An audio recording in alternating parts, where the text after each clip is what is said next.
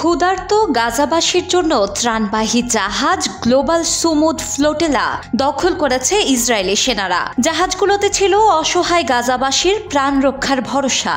বৃহস্পতিবার আলমা নামের একটি জাহাজে ইসরায়েলি সেনারা উঠে পড়ে নিয়ন্ত্রণ নিয়ে নেয় পুরো জাহাজে। এছাড়া আদারা নামে আরেকটি জাহাজে ইসরায়েলি সেনারা ওঠার পর সেটিতে থাকা কর্মীদের মোবাইল ফোন পানিতে ফেলে দিতে দেখা যায়। খবর সংবাদ মাধ্যম মিডল ইস্ট আইয়ের।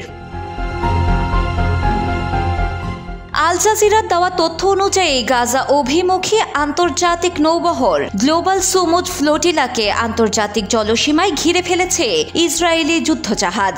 গ্লোবাল সলিডারিটি ফ্লোটিলার মুখপাত্র বলেন, মানবিক এই মিশন সরাসরি সাগরে ইসরায়েলি বাহিনীর মুখোমুখি হয়েছে।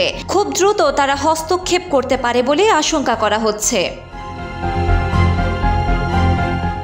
বুধবার জাহাজের একজন কর্মী এক্স পোস্টে ইসরায়েলের হুমকির কথা জানান। তিনি বলেন, ইসরায়েলের কয়েকটি জাহাজ ফ্লোটিলাকে ঘিরে ধরেছে। তারা ক্রুদের ভয় দেখায় এবং বহরের মধ্যে পারস্পরিক যোগাযোগ বিচ্ছিন্ন করার চেষ্টা করে।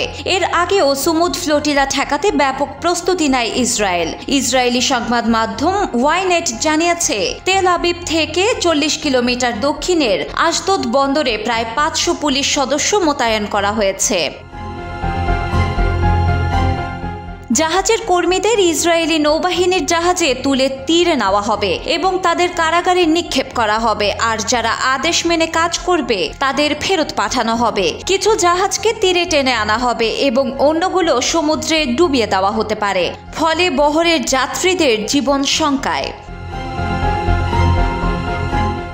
জাহাজ আলমায় থাকা একজন যাত্রী বলেন, ইসরায়েলি একটি জাহাজ প্রায় 15 মিনিট ধরে বহরের চারপাশে ঘুরছিল। বেশ কয়েকটি অজ্ঞাত জাহাজ আলো ছাড়াই নৌবহরে বাধা দেয়। গত 31 আগস্ট স্পেন থেকে যাত্রা শুরু করা গ্লোবাল সুমুদ ফ্লোটিলা এখন পর্যন্ত গাজায় সবচেয়ে বড় সামুদ্রিক মিশন। এতে 44 জাহাজে 497 জন যাত্রী রয়েছে। গত জুন ও জুলাই মাসে গাজায় জাহাজে করে ত্রাণ পৌঁছে দেওয়ার আরও 2টি জাহাজ আটকে দিয়েছিল ইসরায়েল। এবার ইসরায়েলি বর্বর বাহিনীর আক্রমণে দুর্বিষহ গাজায় যাওয়ার আগেই মাঝপথে আটকে গেল 2টি জাহাজ। এদিকে গাজার বাতাসে ক্ষুধার চিৎকার। ডেস্ক রিপোর্ট, সময়ের আলো।